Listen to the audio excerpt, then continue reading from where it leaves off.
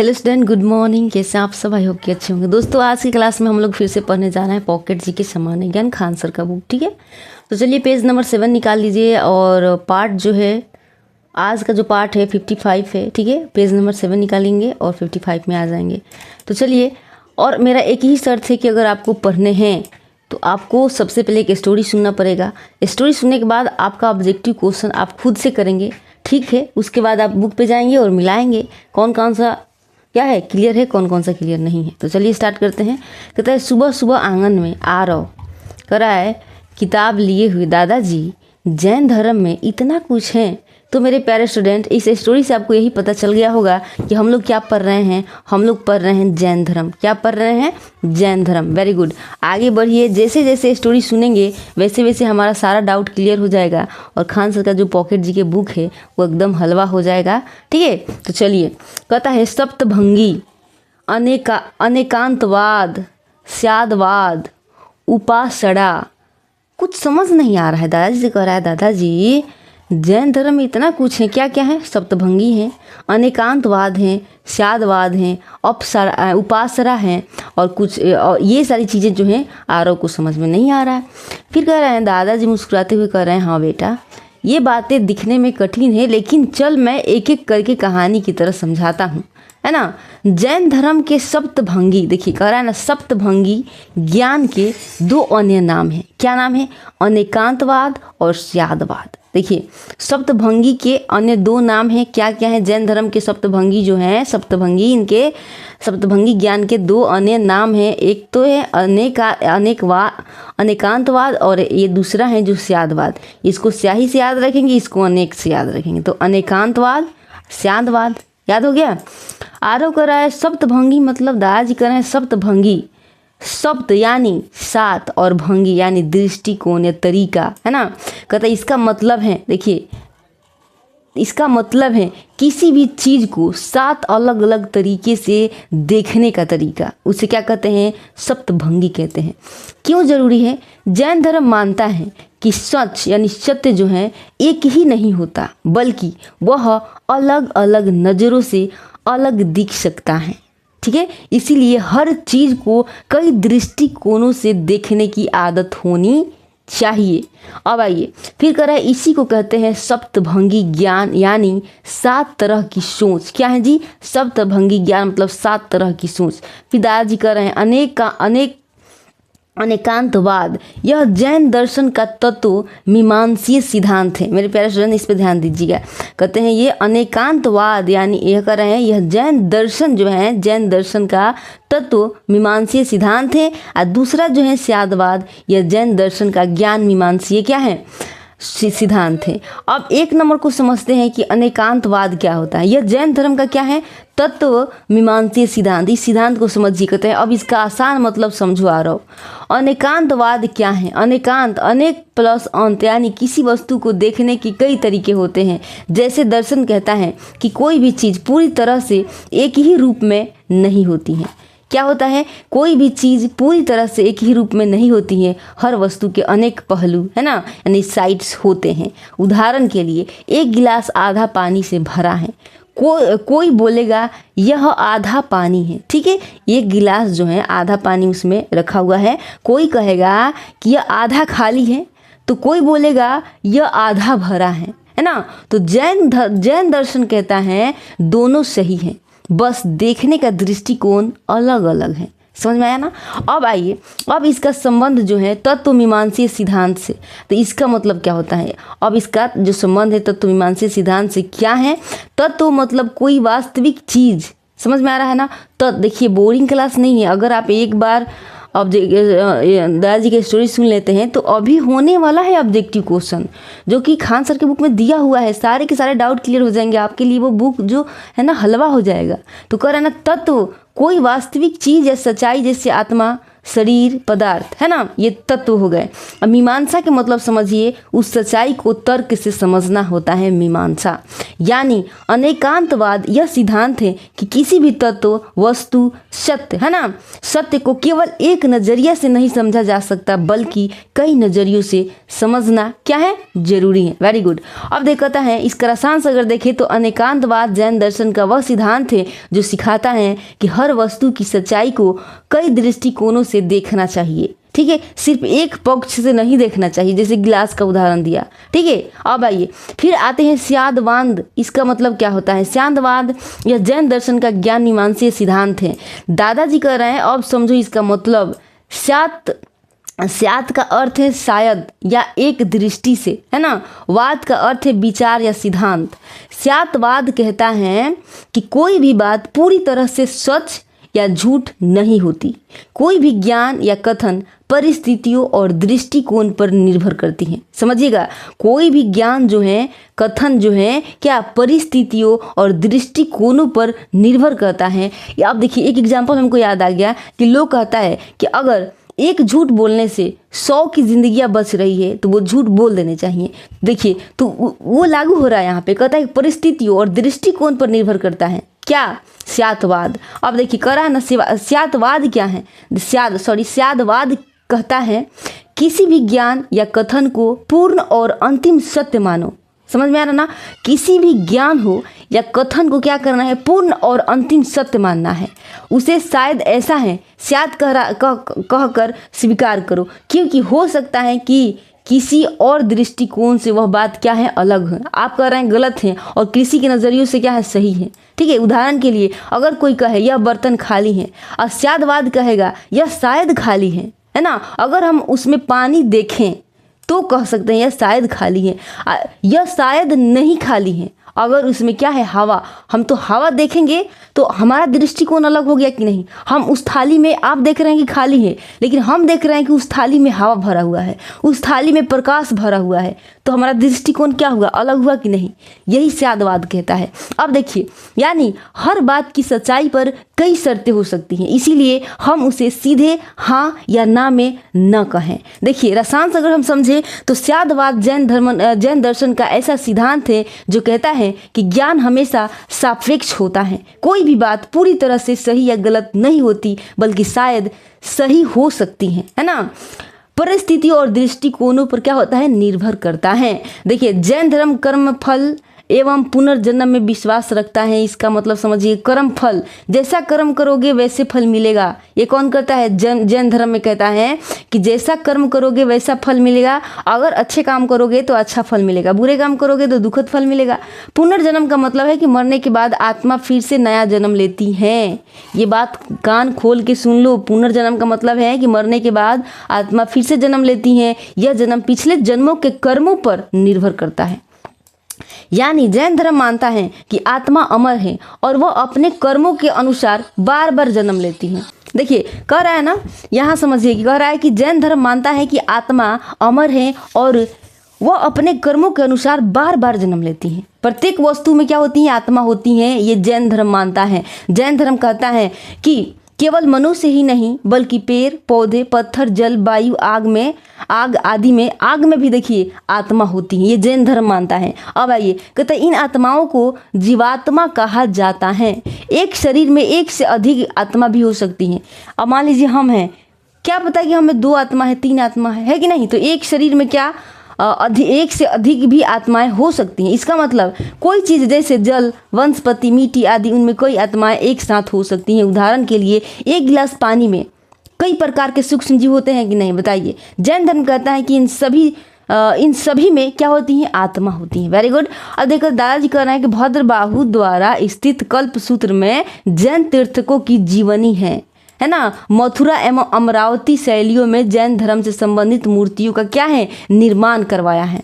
अब इसका मतलब समझिए। आरो कह रहा मतलब कह रहे हैं कि भद्रबाहु एक जैन साधु यानी मुनि थे, है कि नहीं। उन्होंने एक किताब लिखी थी जिसका नाम है कल्पसूत्र। याद रखेंगे, ऑब्जेक्टिव क्वेश्चन पूछ सकता है। क्या पूछ सकता है मेरे प्यारे स्टूडेंट, यहाँ पे याद रखेंगे कि भद्रबाहु जो है एक पुस्तक लिखी है जिसका नाम क्या है, कल्पसूत्र नाम है, ठीक है। इस किताब में जैन धर्म के महापुरुषों यानी तीर्थकरों की कहानी लिखी है कि नहीं। उनका जन्म कैसे हुआ, उन्होंने कैसे तपस्या की, उन्हें कैसे ज्ञान मिला और उन्होंने मोक्ष कैसे पाया, है कि नहीं। उदाहरण देखिए, जैसे आप भगवान राम की रामायण पढ़ते हो वैसे ही जैन लोग तीर्थकरों की कल्पसूत्र पढ़ते हैं, ठीक है।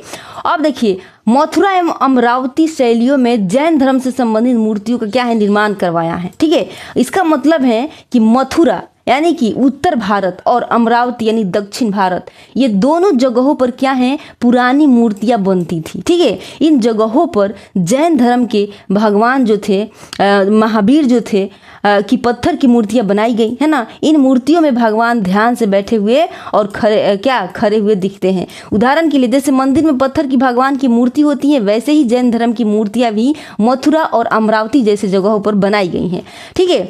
अब समझिए, दादाजी कह रहे हैं समझा बच्चा, कह रहा है कि हाँ। फिर दादाजी ने बताया कि जैन धर्म में शिक्षा पाने और साधना करने की जगहों को क्या कहा गया है, उपासरा कहा गया है, उपासरा कहा जाता है, ठीक है। जैन धर्म में है ना, साधना करने की जो जगह होती है, हम लोग वर्कआउट करते हैं, उस जगह को क्या कहते हैं, उपासरा। देखिए, खा के तो एक्सरसाइज नहीं होगा ना, तो उपवास में हम लोग करते हैं, तो उपास से याद रखिए उपासरा, ठीक है। अब आइए, कहता है वहाँ मुनि संत पढ़ते लिखते थे, ध्यान प्रवचन और शास्त्रों का अध्ययन करते थे, है ना। जैसे आज स्कूल में क्या होता है, पढ़ाई होती है ना जी। आज क्या होता है, स्कूल में होता है पढ़ाई के लिए, वैसे ही पुराने समय में जैन लोग उपासना में जाकर ज्ञान प्राप्त करते थे, है ना। क्या करते थे, ज्ञान प्राप्त करते थे, है ना। सब कुछ वहीं पे करते थे, योगा त्योगा सब कुछ। अब देखते हैं भगवान महावीर की जो शिक्षाएं और उपदेश थे वे लगभग कितना 1500 साल पहले लिखे गए थे। मेरे प्यारे स्टूडेंट, इस पर ध्यान दीजिएगा। कहते भगवान महावीर की जो शिक्षाएं और उपदेश जो थे ना, वो 1500 साल पहले लिखे गए थे, यानी आज से करीब 6वीं शताब्दी CE में। ये शिक्षाएं वल्लभी नाम की जगह यानी गुजरात में हैं, ये सुरक्षित रखी गई हैं। उदाहरण समझिएगा, जैसे आज हम किताबों में महात्मा गांधी के विचार पढ़ते हैं, वैसे भी वल्लभी में जैन धर्म की पुरानी किताबों में महावीर के उपदेश मिलते हैं, है ना। कहता है जैन दर्शन शास्त्र के अनुसार जिन शब्द का अर्थ विजेता होता है। अभी क्वेश्चन पूछ सकता है, कह देगा कि जिन शब्द का आर्थिक अर्थ क्या है, तो इसका अर्थ होता है विजेता। क्या होता है, विजेता। देखिए, जैन धर्म में जिन का अर्थ है क्या, जिन का अर्थ अपने मन, इंद्रिया और मोह पर विजय पाने वाला व्यक्ति को जीन कहते हैं। क्या कहते हैं जी, जीन किसको कहते हैं, विजेता को कहते हैं। लेकिन अपने मनों पर, इंद्रियों पर, मोह पर, माया पर, सब कुछ दुनिया त्याग देने वाले बीज अगर कोई आत्मा है, कोई व्यक्ति है, तो उसे कहते हैं जीन, है ना। जीन बाबा, आइए। जो व्यक्ति काम, क्रोध, लोभ, मोह आदि पर पूरी तरह नियंत्रण पा लेता है, उसे जीन कहा जाता है ना। अब देखिए, कहता है इन्हीं जीनों के अनुयायियों को जैन कहा जाता है। देखिए, ये जो है अनुयायी, देखिए हम अगर शिव चर्चा कहते हैं, अगर आप लोग हमें गुरु मानते हैं, आप बैठ के सुनते हैं बड़े प्यार से, और मेरे द्वारा दिए गए मार्ग पर अगर आप चलते हैं, तो आप क्या कहेंगे, आप कहेंगे अनुयायी कहेंगे, ठीक है। और उसी अनुयायी को जैन में जैन कहा जाता है। क्या कहता है, जैन। आइए उदाहरण समझते हैं। कहते हैं भगवान महावीर ने कठिन साधना के बाद अपने मन और इंद्रियों पर विजय पाई, इसीलिए उन्हें जीन कहा गया, और जो उनके बताए रास्ते पर चलते हैं वे जैन कहलाए, है कि नहीं, यानी जीन के अनुयायी। ऑब्जेक्टिव क्वेश्चन करेंगे, कह रहा है कि जैन धर्म में, देखिए ऑब्जेक्टिव क्वेश्चन बहुत ध्यान से देखिए। अभी तक आपको स्टोरी अच्छा लगा, अगर ध्यान से सुने होंगे तो आप सारे के सारे ऑब्जेक्टिव क्वेश्चन कर लेंगे, 100% मैं बता रही हूँ, ठीक है। तो देखिए, कहता है जैन धर्म में सप्तभांगी ज्ञान का संबंध किस सिद्धांत से है, क्या त्रिरत्न से है, कि स्यादवाद से है, कि पंचशील से है, कि चतुर्विध संघ से है। तो क्या आप आंसर नहीं जानते हैं? जो सप्तभंगी हम बताए थे, सप्तभंगी ज्ञान, तो किससे बताए थे, स्यादवाद से संबंधित है। इसका सिद्धांत जो है ना, कहता है जैन धर्म में सप्तभंगी ज्ञान का संबंध जो है किस सिद्धांत से है, तो स्यादवाद का सिद्धांत से है। सप्तभंगी ज्ञान जैन दर्शन की स्यादवाद प्रणाली से संबंधित है, जो किसी भी विषय को 7 दृष्टिकोण से देखने की विधि है। 2 नंबर क्वेश्चन आंसर करेंगे, कहता है जैन दर्शन में अनेकांतवाद को किस प्रकार का सिद्धांत माना जाता है। इसका आंसर क्या हो जाएंगे बताइए, अभी बताए थे ना, जैन दर्शन में अनेकांतवाद को किस प्रकार का सिद्धांत माना जाता है। क्या राजनीतिक है, क्या सामाजिक है, कि तत्वमीमांसीय है, कि ऐतिहासिक है। इसका आंसर आप कहेंगे कि तत्वमीमांसीय अभी बताए थे, है ना। क्या हो जाएंगे, तत्वमीमांसीय हो जाएंगे। अनेकवाद का अर्थ है किसी भी वस्तु या सत्य के अनेक पहलुओं को स्वीकार करना, इसीलिए इसे तत्वमीमांसीय सिद्धांत कहा जाता है। 3 नंबर क्वेश्चन का आंसर करेंगे कि जैन दर्शन में स्यादवाद को किस प्रकार का सिद्धांत माना गया है। बताइए, जैन दर्शन में स्यादवाद को किस प्रकार का सिद्धांत माना गया है। इसका आंसर क्या हो जाएंगे बताइए, 3 नंबर का आंसर क्या हो जाएंगे, क्या होंगे, क्या भौतिक हो जाएंगे, क्या ज्ञान मीमांसी हो जाएंगे, कि धार्मिक हो जाएंगे, सांस्कृतिक हो जाएंगे, क्या हो जाएंगे। तो आप कहेंगे ज्ञान मीमांसी हो जाएंगे। इसका राइट आंसर जो है ज्ञान मीमांसी हो जाएंगे। देखिए, कहता है स्यादवाद का अर्थ है शायद ऐसा है, या कुछ शर्तों पर ऐसा हो सकता है।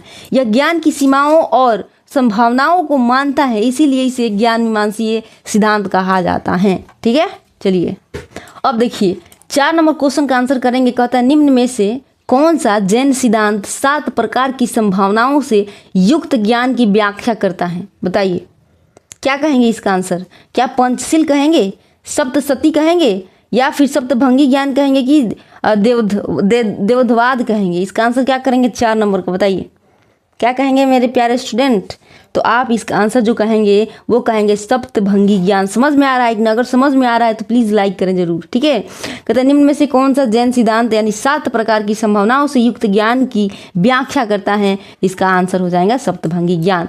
देखिए, सप्तभंगी ज्ञान 7 भंगियों यानी दृष्टिकोणों से किसी वस्तु के स्वरूप को समझने की विधि है, जो स्यादवाद पर आधारित है। 5 नंबर क्वेश्चन का आंसर करेंगे। जैन धर्म के अनुसार कर्मों का फल किस प्रकार मिलता है। बताइए, क्या ईश्वर की कृपा से मिलती है, जन्म पत्री से, कर्म फल से, कि भाग्य से मिलता है। बताइए, कितना आसान हो गया यार। आप कोई भी आंसर कर सकता है कि कर्म फल के अनुसार मिलता है। इसका आंसर क्या हो जाएंगे, जैन धर्म के अनुसार जो है पूछेगा कि जैन धर्म के अनुसार कर्मों का फल किस प्रकार मिलता है, तो हम कहेंगे कर्मों का फल कर्म फल के अनुसार, जैसे कर्म करेंगे वैसे फल मिलेगा। कहते जैन धर्म में यह विश्वास है कि हर व्यक्ति को उसके कर्मों के अनुसार फल मिलता है, न किसी भगवान या भाग्य के अनुसार मिलता है। 6 नंबर क्वेश्चन का आंसर कीजिए।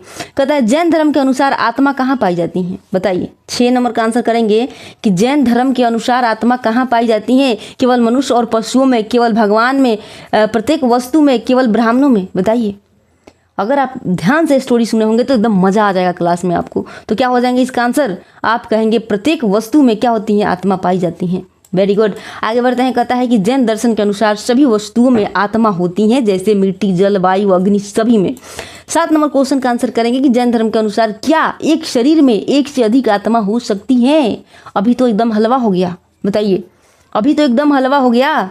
क्या कहेंगे, हाँ क्या कहेंगे इसका आंसर, नहीं ये संभव नहीं। क्या ये गलत नहीं है, कहेंगे हाँ कुछ विशेष वस्तुओं में। कहता है केवल देवताओं में, केवल तीर्थकरों में। इसका आंसर जो है वो हो जाएंगे, क्या हो जाएंगे, बी नंबर इसका राइट आंसर हो जाएंगे। ठीक है, चलिए 8 नंबर क्वेश्चन का आंसर करेंगे, उसके पहले थ्योरी देख लें। कहता है जैन मान्यता के अनुसार कुछ वस्तुएं जो जैसे गिल्ली, मिट्टी, काई, पेड़ पौधों में अनेक आत्माएं एक साथ रह सकती हैं। 8 नंबर क्वेश्चन का आंसर करेंगे। कल्पसूत्र नामक ग्रंथ की रचना की बताइए। बोले थे कि याद रखना है, कल्पसूत्र की रचना किसने किया था, अभी बोले थे तो आप याद भी रखे होंगे। इसका आंसर जो है भद्रबाहु हो जाएंगे। ठीक है, कल्पसूत्र जैन धर्म कहता है जैन धर्म का प्रमुख ग्रंथ है, जिसमें जैन तीर्थकरों की जीवनी दी गई है। इसकी रचना आचार्य भद्रबाहु ने की थी। 9 नंबर का आंसर करेंगे। कहता है कि निम्न में से कौन सी कलात्मक शैलियों, है ना, शैलियाँ जैन धर्म से संबंधित मूर्तियों के निर्माण में प्रयुक्त हुई हैं। इसका आंसर कीजिए। कहता है, प्यार से पढ़िए, निम्न में से कौन सी कला है जो कलात्मक शैली हैं जैन धर्म से संबंधित मूर्तियों के निर्माण में प्रयुक्त हुई हैं। क्या गंधार, क्या कहेंगे, क्या गंधार, मथुरा, अमरावती, नागर और द्रविड़, पल्लव और चालुक्य। क्या लिखा है वो, चालुक्य। आप कहेंगे कि नहीं, इसका जो राइट आंसर हो जाएंगे मथुरा और अमरावती। अभी देखे थे लोग, है कि नहीं। चलिए, कहता है कि जैन धर्म की मूर्तियाँ प्राचीन भारत की मथुरा और अमरावती मूर्तियाँ शैलियों में निर्मित की गई थी। यह मूर्तियाँ तीर्थंकरों की शांत मुद्रा को दर्शाती हैं। 10 नंबर का आंसर करेंगे। चलिए क्या हो जाएंगे 10 नंबर। कहता है जैन धर्म में शिक्षा के केंद्र को क्या कहा जाता है? क्या पाठशाला कहा जाता है, कि संघ कहा जाता है, कि उपासना कहा जाता है, कि विहार कहा जाता है? शिक्षा का केंद्रों को क्या कहा जाता है? बताए थे कि नहीं? बताइए। यही तो उपासना में ही सब कुछ होता है क्या सर? आंसर सही है। चलिए 11 नंबर का आंसर कीजिए। कहता है यहाँ पे जैनों ने अपने धार्मिक व शैक्षणिक केंद्रों को उपासना कहा, जहाँ साधु साध्वियों धर्म का प्रचार और शिक्षा देते थे। 11 नंबर का आंसर कीजिए। कहता है कि महावीर स्वामी की शिक्षाएं वर्तमान में कहाँ सुरक्षित है? बताइए। तो एकदम हलवा है यार, कहाँ सुरक्षित है बताए थे कि नहीं? बताइए तो। 11 नंबर का आंसर कीजिए। क्या हो जाएंगे? आप गुजरात नहीं जानते हैं? वल्लभी गुजरात। क्या रखेंगे याद? वल्लभी गुजरात। महावीर स्वामी की लगभग 1500 साल है ना पूर्व लिखी गई शिक्षाएं वर्तमान में यानी गुजरात राज्य में वल्लभी नगर में सुरक्षित रखी गई हैं, जहां इसका संकलन एवं संरक्षण हुआ है। 12 नंबर का आंसर कीजिए। चलिए क्या हो जाएंगे मेरे प्यारे स्टूडेंट? 12 नंबर कहता है जैन दर्शन में जिन शब्द का क्या अर्थ होता है? देखिए तो कितना हलवा हो गया यार, एकदम हलवा हलवा जैसे लग रहा है। जिन शब्द का अर्थ पूछ रहा है यहाँ पे, देखिए तो। ओह माय गॉड, क्या हो जाएगा जी? यहाँ हो जाएगा विजेता। इसका आंसर क्या हो जाएंगे? विजेता। तो मेरे प्यारे स्टूडेंट, अगर आपको यहाँ तक क्वेश्चन थ्योरी जो भी चीज़ें हमने बताया अच्छा लगा तो प्लीज़ लाइक कीजिए, शेयर कीजिए और सब्सक्राइब कीजिए। अगर आप इसी तरीके से पढ़ना चाहते हैं तो प्लेलिस्ट जाकर देखिए, आपको सारा के सारा पॉकेट जीके जो है जितना क्लास हो चुका है सब मिल जाएगा। और हाँ, आप किताब को उठाइए, पॉकेट जीके अगर नहीं खरीदे हैं तो खरीद लीजिए। खरीद लिए हैं तो 7 नंबर पेज में आइए और जैन धर्म में आके पॉइंट और पॉइंट को मिलाते चलिए। जहाँ से स्टार्ट हुआ है आप क्लास को देखिएगा तो आपको पता चल जाएगा, ठीक है? तो जहाँ से स्टार्ट हुआ है 1 नंबर वहीं से आपको क्या करना है? देखना है, मिलाना है, समझना है और फिर एक एक लाइन को मिलाइए। क्या आपको समझ में नहीं आया? अगर नहीं समझ में आया तो आप हमको बताना कि नहीं समझ में आया, इसका सवाल ही पैदा नहीं होता है। तो अगर आपको क्लास अच्छा लगा तो प्लीज़ लाइक शेयर सब्सक्राइब कीजिए, पढ़ते रहिए, आगे बढ़ते रहिए। Thank you for watching.